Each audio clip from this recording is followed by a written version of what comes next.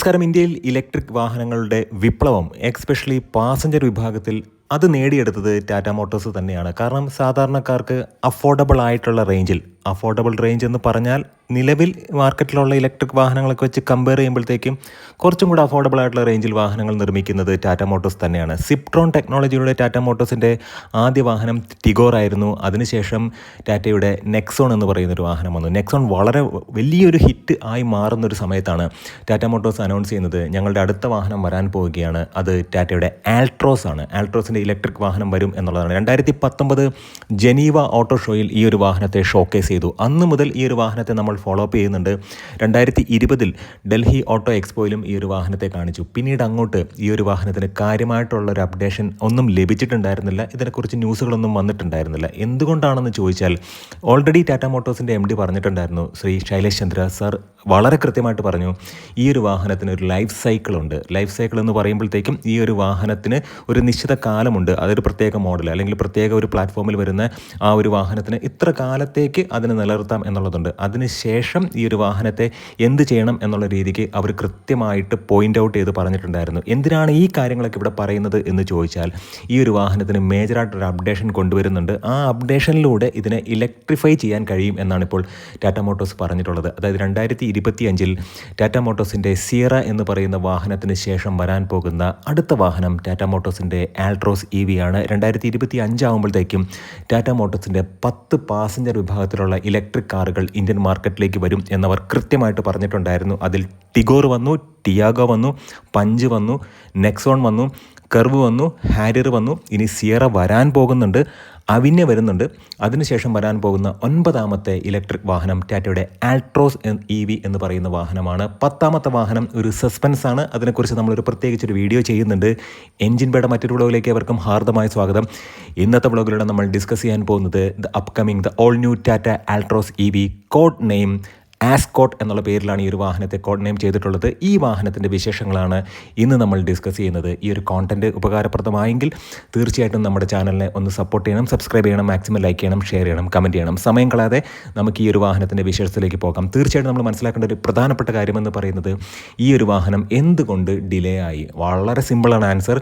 സാധാരണ ഇപ്പോൾ നിലവിലുള്ള ആൾട്രോസ് എന്ന് പറയുന്ന വാഹനത്തിൽ ഏറ്റവും കൂടുതൽ ബുദ്ധിമുട്ട് അനുഭവപ്പെടുന്നത് അതിൻ്റെ ഗ്രൗണ്ട് ക്ലിയറൻസിലാണ്. 165 മില്ലിമീറ്റർ മാത്രമാണ് ഈ ഒരു വാഹനത്തിൻ്റെ ഗ്രൗണ്ട് ക്ലിയറൻസ്. നമ്മുടെ ഈ കേരളത്തിൽ, പ്രത്യേകിച്ച് ഇന്ത്യയിൽ മൊത്തത്തിൽ നമ്മൾ നോക്കുകയാണെന്നുണ്ടെങ്കിൽ, എസ്പെഷ്യലി കേരളത്തിലെ റോഡുകൾ വളരെ മികച്ച റോഡുകളാണ്, ഉന്നത നിലവാരം കാത്തു സൂക്ഷിക്കുന്ന റോഡുകളാണ്. അതിലൂടെയൊക്കെ നമ്മൾ വാഹനം ഓടിക്കുന്ന സമയത്ത് നല്ല രീതിക്ക് അടി തട്ടുന്ന ഒരു പ്രക്രിയ നമ്മൾ കണ്ടുവരുന്നുണ്ട്. ടാറ്റ മോട്ടോഴ്സിൻ്റെ ആൾട്രോസ് എന്ന് പറയുന്ന വാഹനത്തിന് 165 മില്ലിമീറ്റർ മാത്രമാണ് ഗ്രൗണ്ട് ക്ലിയറൻസ്.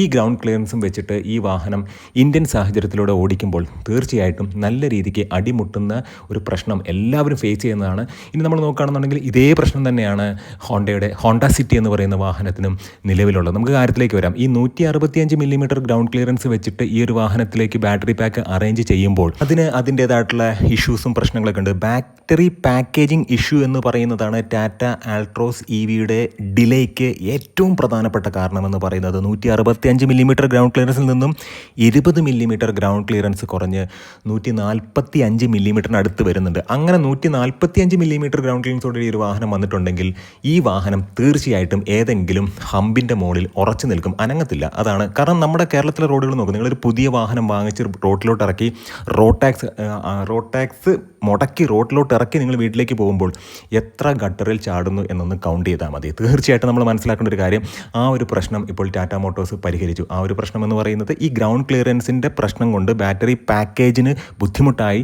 അപ്പോൾ ആ ഒരു പ്രശ്നം ടാറ്റ മോട്ടോഴ്സ് പരിഹരിച്ചു. അതുകൊണ്ട് തന്നെയാണ് ഈ ഒരു വാഹനത്തിന് നല്ലൊരു അപ്ഡേഷൻ വരുന്നുണ്ട്. പ്ലാറ്റ്ഫോം വൈസ് Active.ev പ്ലാറ്റ്ഫോമിലാണ് ഈ ഒരു വാഹനം വരാൻ പോകുന്നത്. നമുക്കറിയാം Active.ev പ്ലസ് എന്ന് പറയുന്ന പ്ലാറ്റ്ഫോമിലാണ് ഇപ്പോൾ നിലവിലുള്ള പുതിയ വാഹനങ്ങളൊക്കെ വരുന്നത്. അതിലാണ് Harrier.ev എന്ന് പറയുന്ന വാഹനം വരുന്നത്. പക്ഷേ ഈ ഒരു വാഹനം തീർച്ചയായിട്ടും Active.evയിൽ നിന്നും ഡിറൈവ് ചെയ്തൊരു പ്ലാറ്റ്ഫോമിൽ തന്നെയാണ് വരുന്നത്. ബേസിക്കലി ഇത് Active.ev പ്ലാറ്റ്ഫോം തന്നെയാണ്.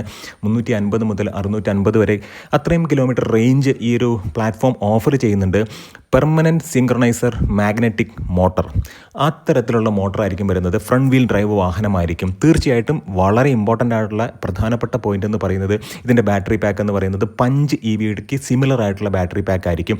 നമ്മൾ നോക്കുമ്പോഴത്തേക്കും പഞ്ച് EVയിൽ 25 kWh ബാറ്ററി പാക്കും ഉണ്ട്, 35 kWh ബാറ്ററി പാക്കും ഉണ്ട്. അപ്പോൾ 25 kWh battery pack 80 bhp 114 Nm ടോർക്കുമാണ് ജനറേറ്റ് ചെയ്യുന്നതെങ്കിൽ നമ്മൾ മനസ്സിലാക്കേണ്ട ഒരു കാര്യം 35 kWh ബാറ്ററി പാക്ക് 120 bhp കറക്റ്റായിട്ട് പറയുകയാണെന്നുണ്ടെങ്കിൽ 120.6 bhp 190 Nm ടോർക്കും ജനറേറ്റ് ചെയ്യുന്നുണ്ട്. ഈ ഒരു വാഹനത്തിന് പഞ്ചിൻ്റെ കേസിൽ നോക്കുകയാണെന്നുണ്ടെങ്കിൽ പഞ്ചിൻ്റെ ഐസ് വേർഷന് 187 mm ഗ്രൗണ്ട് ക്ലിയറൻസ് എങ്കിൽ 190 mm ഗ്രൗണ്ട് ക്ലിയറൻസ് ഇതിൻ്റെ ഒരു ഇലക്ട്രിക് വേർഷനുണ്ട്.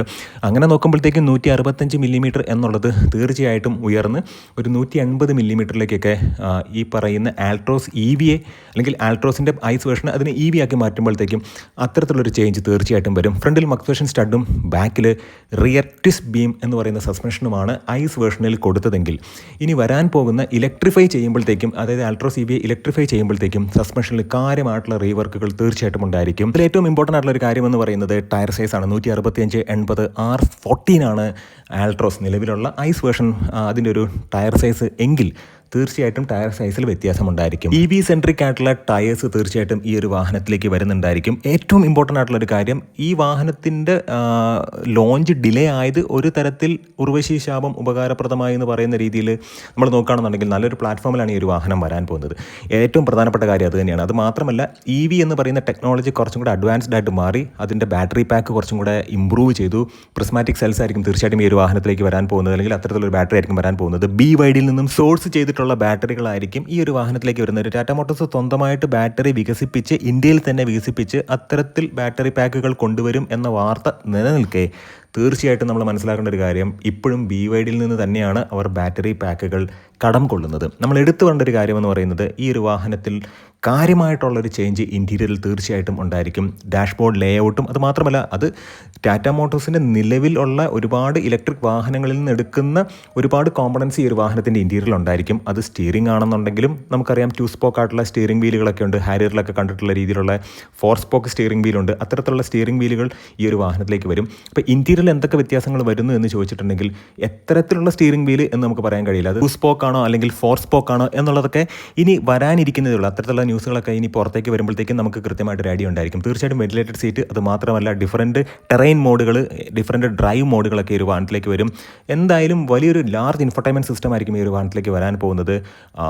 ഇലക്ട്രിക്കലി അഡ്ജസ്റ്റബിൾ ആയിട്ടുള്ള സീറ്റുകൾ, വെന്റിലേറ്റഡ് സീറ്റുകൾ, ഇങ്ങനെയുള്ള കാര്യങ്ങളെല്ലാം. അത് മാത്രമല്ല ഫ്രണ്ടിലും ബാക്കിലും ഡിസ്ക് ബ്രേക്ക് ഈ ഒരു വാഹനത്തിൽ തീർച്ചയായിട്ടും വരും. എന്തുകൊണ്ടാണ് അത് എടുത്തു പറഞ്ഞത് എന്ന് ചോദിച്ചാൽ, ഇപ്പോൾ നിലവിലുള്ള ഐസ് വേർഷൻ വാഹനത്തിന് ഫ്രണ്ടിൽ ഡിസ്ക് ബ്രേക്കും ബാക്കിൽ ഡ്രമ്മുമാണ് വന്നിട്ടുള്ളത്. അപ്പോൾ അതൊക്കെ മാറിയിട്ട് അഡ്വാൻസ്ഡ് ആയിട്ടുള്ളൊരു ടെക്നോളജിയിലായിരിക്കും ഈ ഒരു വാഹനം വരുന്നത്. അതിന് പ്രധാനപ്പെട്ട കാരണമെന്ന് പറയുന്നത് എവിടെയാണോ സിപ്ട്രോൺ ടെക്നോളജി നിന്നത് അതിൽ നിന്നും ഒരുപാട് മാറ്റം ഇപ്പോൾ സംഭവിച്ചു. അതായത് 2019 മുതൽ 2025 എന്ന് പറയുന്ന 6 വർഷം നമ്മൾ എടുക്കുമ്പോഴത്തേക്കും കാര്യമായിട്ടുള്ളൊരു ചേഞ്ച് EV ടെക്നോളജിയിൽ വന്നിട്ടുണ്ട്. ഏറ്റവും ഇമ്പോർട്ടൻ്റ് ആയിട്ടുള്ളൊരു കാര്യമെന്ന് പറയുന്നത് പ്രൈസിംഗ് ആണ്. അപ്പോൾ പ്രൈസിംഗ് എന്ന് പറയുന്നത് ഈ പറയുന്ന പഞ്ച് EVയും അതിന് മുകളിലുള്ള നെക്സോൺ EVയുമായിട്ട് ഓവർലാപ്പ് ചെയ്ത് വരും എന്നുള്ളതാണ് ഇപ്പോൾ മനസ്സിലാക്കാൻ കഴിഞ്ഞിട്ടുള്ളത്. തീർച്ചയായിട്ടും ആസ്കോട്ട് എന്ന കോഡ് നെയിമിൽ ആൾട്രോസ് EV ഓൾറെഡി പണിപ്പുരയിൽ ഒരുങ്ങിക്കൊണ്ടിരിക്കുകയാണ്. തീർച്ചയായിട്ടും നമുക്ക് വെയിറ്റ് ചെയ്യാം. ഈ ഒരു സാമ്പത്തിക വർഷം തന്നെ ഈ ഒരു വാഹനം ഇന്ത്യൻ മാർക്കറ്റിലേക്ക് വരും എന്നാണ് ഇപ്പോൾ മനസ്സിലാക്കാൻ കഴിഞ്ഞിട്ടുള്ളത്. നല്ല നല്ല വ്ളോഗ്സുമായിട്ട് നമുക്ക് വീണ്ടും കാണാം. സിയറയ്ക്ക് ശേഷം വരാൻ പോകുന്ന വാഹനം ടാറ്റയുടെ ആൾട്രോസിൻ്റെ EV ആയിരിക്കും. 10ാമത്തെ ഇലക്ട്രിക് വാഹനം എന്ന് പറയുന്നത് ടാറ്റ മോട്ടോഴ്സ് പറഞ്ഞു 2025 10 ഇലക്ട്രിക് വാഹനങ്ങൾ, പാസഞ്ചർ ഇലക്ട്രിക് വാഹനങ്ങൾ വരും. അതിൽ 10ാമത്തെ വാഹനം എന്ന് പറയുന്നത് നമുക്ക് അടുത്ത വ്ളോഗിലോട്ട് ഡിസ്കസ് ചെയ്യാം. നല്ല നല്ല കോണ്ടന്റുകളായിട്ട് നമുക്ക് വീണ്ടും കാണാം. നിങ്ങളുടെ സ്നേഹത്തിനും സപ്പോർട്ടിനും ഒരിക്കൽ കൂടെ നന്ദി. നമസ്കാരം.